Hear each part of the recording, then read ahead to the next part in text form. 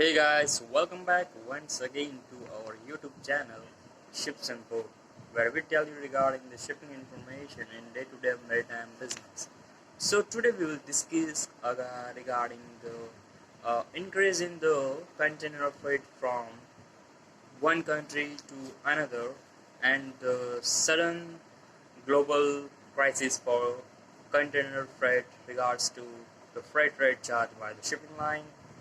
So nowadays, if we can see, global economy is emerging uh, as the now slowly the economy is recovering from our unbalanced market before pandemic and after pandemic. Still, the many countries are having restrictions on the manufacturing and exporting the goods from the country to another country. So taking the various shipping line, if we can say they are exploiting the market with an oligopoly market. See, there are huge cargo demand and the manufacturing has been increased in such that the shipper wants that cargo to be picked at very earliest and to move to other location where it is to be imported. Unexpected high demand now due to pandemic lockdown effect.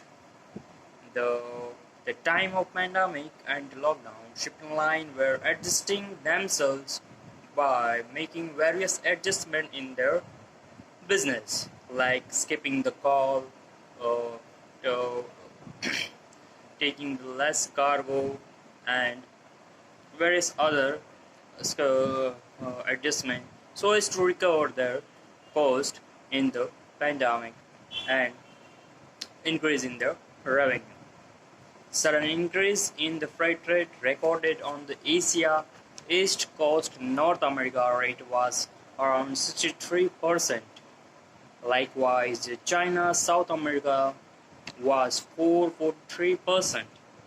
How high the freight cost had gone, at what level, the exporters are very facing the unrealistic situation in terms of the cost and the revenue.